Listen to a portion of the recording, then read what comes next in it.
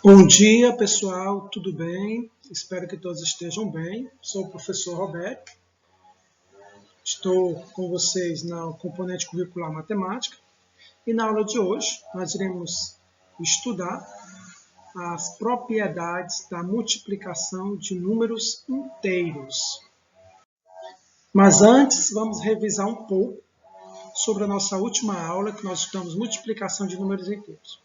Para multiplicarmos números inteiros, nós precisamos só lembrar as duas regrinhas básicas, né?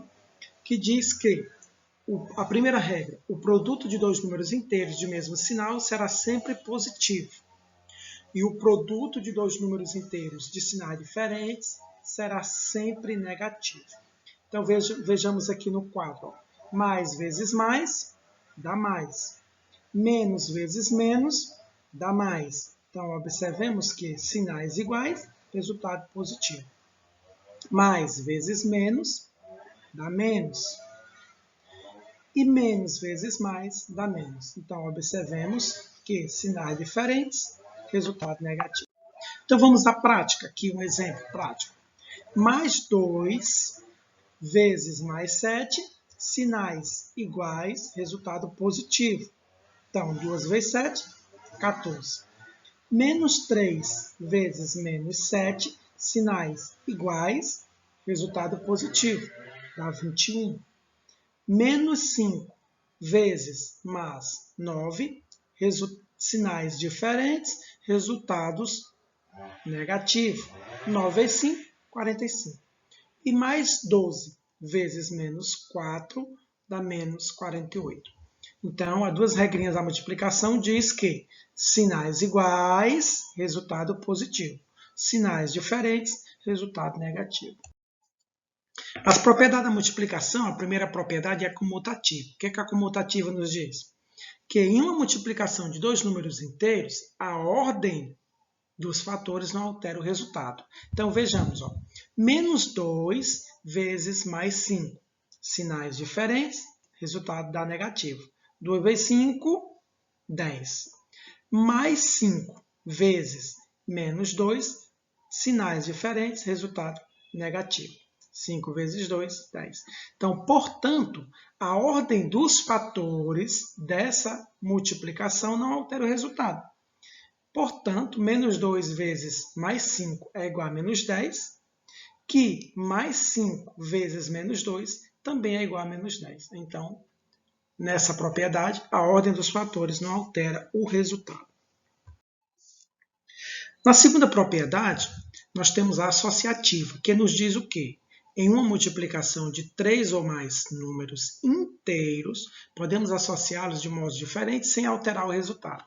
Então, vamos lá. Se eu associar os dois primeiros fatores, coloco aqui um colchete para colocar os dois primeiros fatores, eu multiplico 3 vezes 7, 21. Sinais diferentes, dá negativo.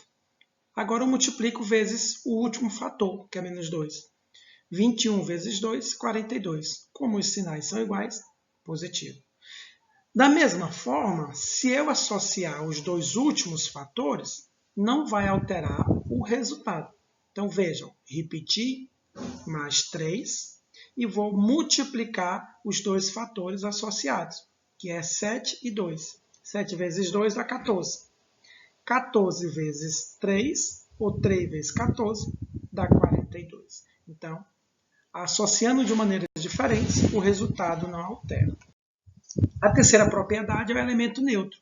O elemento 1, o número 1, é o elemento neutro da multiplicação de números inteiros. Ou seja, multiplicando qualquer fator por 1, não vai alterar o resultado, né? Permanece sendo o primeiro fator. Mais 5 vezes 1, mais 5. Menos 4 vezes 1, menos 4. E por último aqui, nós temos a quarta propriedade, que é a distributiva. A propriedade distributiva, na multiplicação de números inteiros por uma adição algébrica, podemos multiplicar esse número inteiro pelo termos da adição algébrica e depois associar o resultado. Vejam, o menos 5 eu vou multiplicar o parêntese. Então, vai ficar 5 vezes 9, ó, menos 5 vezes menos 9. Ó, faço o jogo de sinal aqui, ó. Menos com mais vai dar menos. Menos 5 vezes mais 4. Multiplicando 5 vezes 9 dá 45, positivo, né? Sinais iguais. E 5 vezes 2 dá menos 10. Como os sinais são diferentes, lembra que nós estamos em aulas anteriores, sinais iguais, repete e soma os números. Sinais diferentes, subtrai do sinal do maior. Nesse caso aqui, o sinal do maior é o 45 e eu subtraio 10 para 45, 35. No exemplo 2, ó, a mesma coisa. Presta atenção. Menos 2 vezes menos 5. Depois, menos 2 vezes menos 6. Aí eu vou fazer agora. Ó. 2 vezes 5, 10. Menos com menos, mais. 2 vezes 5, 12. Menos com menos, mais. 12 com 10, 22. Então, eu espero que possa ter contribuído para que vocês possam compreender a aula de hoje. E boa aula a todos, até a próxima aula.